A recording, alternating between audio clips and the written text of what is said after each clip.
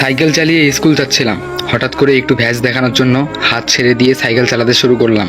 তবে হঠাৎ করে আমার সামনের চাকার মধ্যে একটি ইট লেগে আমি সাইকেল থেকে খুব জোরে পড়ে যাই আর আমার হাঁটুর মধ্যে ছাল যায়। ছাল গিয়ে অনেক রক্ত বের হয়। তবে আমার পাশ দিয়ে যাচ্ছিল দুইটা মেয়ের মধ্যে একটা মেয়ে খুব হাসতেছিল আমার পড়ে যাওয়া দেখে, আরেকটা মেয়ে আমার দিকে তাকালোই না। তবে যেই মেয়েটি হাসতেছিল তার দিকে তাকিয়ে আমার খুব রাগ হলো। কিন্তু আরেকটা জিনিস খুব মনে হচ্ছে, কি ব্যাপার, একটা মেয়ে এত হাসতেছে আর একটা মেয়ে আমার দিক তাকালোই না। এরপরে দুইটা লোক যাচ্ছিল, তারপরে বলে যে বাবা তাড়াতাড়ি ওঠো, তোমার হাঁটু দিয়ে তো অনেক রক্ত বেরাচ্ছে, তুমি আজকে স্কুলে না গিয়ে বাসায় যাও, কারণ যদি বেশি রক্ত বের হয়ে যায় তাহলে তোমার শরীরের অনেক ক্ষতি হতে পারে। তারপরে আমি আঙ্কেল দুটোর কথা শুনলাম। তারপরে আমি বাসায় চলে গেলাম। বাসায় চলে যেতে মা খ্যাচখ্যাচ করে উঠলো, কি ব্যাপার, তুই বাসায় কেন আসলি স্কুলে না গিয়ে? আমি বললাম যে মা, আমি সাইকেল থেকে পিছলে পড়ে গিয়েছি আর আমার হাঁটুর মধ্যে খুব ছাল গিয়েছে, দেখো অনেক রক্ত বেরাচ্ছে। তখন আমার মা বললো, কিভাবে সাইকেল চালাস? আসলে মাকে তো বলতে পারবো না যে আমি হাত ছেড়ে দিয়ে সাইকেল চালিয়েছিলাম। তারপরে আমার মা হাঁটুটা পরিষ্কার করে দিয়ে হাঁটুর মধ্যে ব্যান্ডেজ করে দিল। এরপরে আমি 3 দিন স্কুলে যাইনি। 3 দিন পর যখন আবার সাইকেল নিয়ে যাচ্ছিলাম স্কুল, তখন আবার দেখলাম সেই দুইটা মেয়ে স্কুলে যাচ্ছে। এরকম করে প্রতিদিন দেখতাম। প্রতিদিন যখন আমি স্কুল যাইতাম তখন তাদের দুজনের সঙ্গে আমার দেখা হতো। আবার যখন আমি স্কুল থেকে বাসায় ফিরতাম তখনও তাদের দুজনের সঙ্গে দেখা হতো। তারপরে একদিন আমি প্ল্যান করলাম যে এই মেয়েটাকে আমি একদিন ফলো করব, এই মেয়েটার বাসা কোথায় আমি একদিন দেখব। তবে কোন মেয়েটি জানেন? যেই মেয়েটি আমার দিক একবারের জন্য তাকায়নি, সেই মেয়েটির কথা বলছি। তারপরে আমি একদিন স্কুল শেষে সেই মেয়েটির পিছু নিলাম। তো সেই মেয়েটি আমার দিক বারবার তাকাচ্ছিল। যখনই মেয়েটা আমার দিক তাকায় তখন আমি অন্য মনস্ক হয়ে যাই। তারপরে আমি আবার মেয়েটার পিছু নিতে শুরু করলাম। এরপরে মেয়েটার বাড়ি পর্যন্ত চলে গেলাম। মেয়েটা বাসায় ঢুকে গেল। তখনই আমি চিনলাম যে আসলে এই বাসাটাই হচ্ছে সেই মেয়েটার বাসা। তারপরে একদিন আবার ফলো করলাম যে মেয়েটা কোন স্কুলে পড়ে। তারপরে মেয়েটার পিছন পিছন যাইতে যাইতে হঠাৎ করে মেয়েটা স্কুলে ঢুকে পড়লো। আমিও চিনলাম যে ও এই স্কুলে পড়ে। একদিন আমি দেখলাম আমি যে মেয়েটিকে ফলো করি সেই মেয়েটি তার দুটো বান্ধবীর সঙ্গে কোথায় যেন যাচ্ছে। তবে সেই দুটো মেয়েকে আমি খুব ভালো করেই চিনি। আসলে সেই দুটো মেয়ের সঙ্গে আমি ছোটবেলায় পড়েছিলাম, ক্লাস 1 থেকে 5 পর্যন্ত পড়েছিলাম। খুব ভালো ফ্রেন্ডশিপ ছিল তাদের সঙ্গে আমার। যাই হোক, ওদের সঙ্গে দেখে আমার অনেকটা ভালো লাগলো। একটু তো জিজ্ঞেস করা যাবে তার ব্যাপারে, তাই না?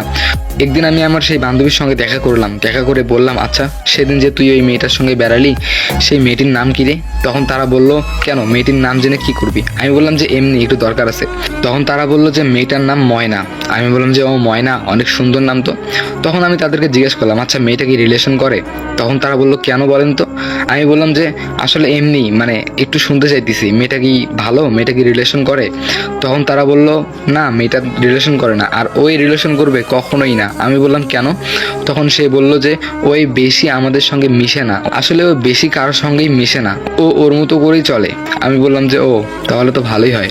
তখন আমার বান্ধবী দুটো আমাকে বলল, কি রে তোর কি পছন্দ হয়েছে নাকি? যদি পছন্দ হয়ে থাকে তাহলে আমাকে বল, আমরা তোর হয়ে প্রপোজ করে দিই।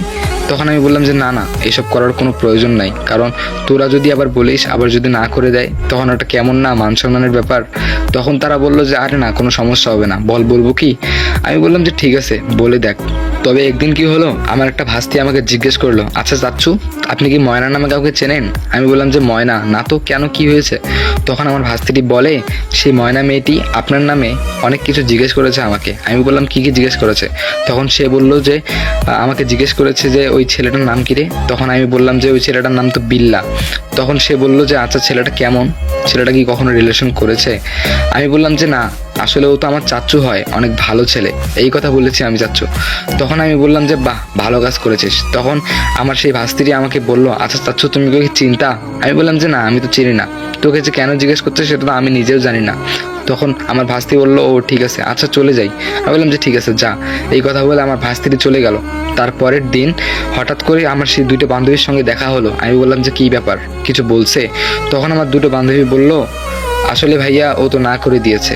তখন আমার মনটা খুব খারাপ হয়ে গেল। তখন আমার বান্ধবী দুটো হাসতে শুরু করলো। আমি বললাম কি ব্যাপার, হাসতেছিস কেন? তখন তারা বললো, মিষ্টি কবে খাওয়াবি? তখন আমি বুঝতে পারলাম যে আসলে ও রাজি হয়েছে।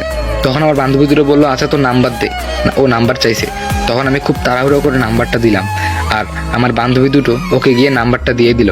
তারপর থেকে আমি সবসময় ফোনটা আমার কাছে রাখি আর বারবার ফোনের ডিসপ্লের দিকে তাকাই যে কখন একটা মিস কল আসবে, কখন একটা SMS আসবে। যেখানেই যাই না কেন সঙ্গে সবসময় আমার ফোনটা রাখি আর বারবার ফোনের ডিসপ্লের দিকে তাকাই। তবে এরকম করে 2 দিন চলে যায়, 2 দিনও আমি কোনো সারা শব্দ পাই না। তো একদিন রাতে আমি ঘুমোচ্ছিলাম, রাত 12টা বাজে, তখন দেখলাম যে 2টা মিস কল আসলো।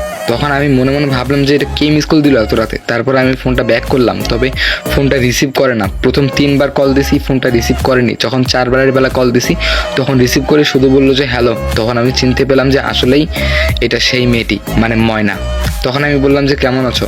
তখন সে বললো যে ভালো আছি, আজকে আর কথা বলতে পারবো না, অনেক রাত হয়েছে আর আম্মু যখন তখন চলে আসতে পারে, ঠিক আছে আরেকদিন কথা বলবো।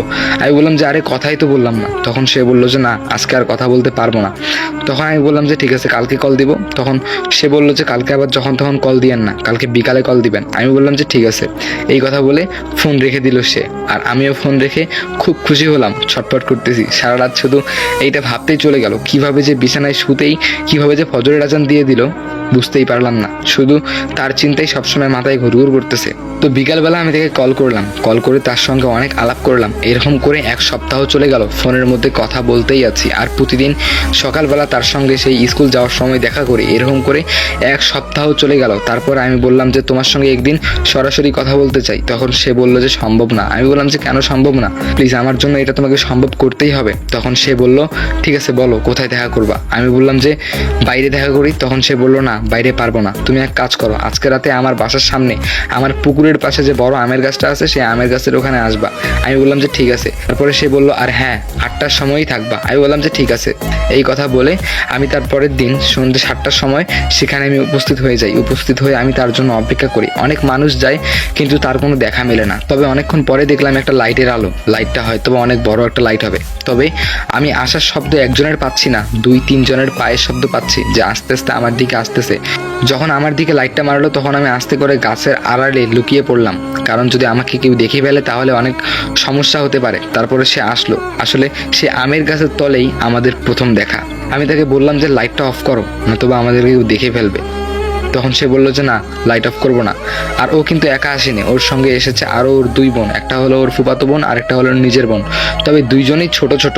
তারপরে আমি বললাম যে কেমন আছো না আছো, অনেক বিস্তারিত কথা হলো। তারপরে হঠাৎ করে আমি বললাম যে তুমি আমাকে কথা দাও যে কখনো ছেড়ে যাবে না। এই কথা বললে আমি আমার হাতটা বাড়িয়ে দিলাম। তারপরে সে চুপ করে আছে। এরপরে হঠাৎ করে তার ছোট বোন আমার হাতের মধ্যে হাত দিয়ে বলে ঠিক আছে ভাইয়া, আমি আপনাকে কোনোদিনও ছেড়ে যাব না। আমি বললাম যে আরে পাগলি, তোমার বোনকে বলতে বলো।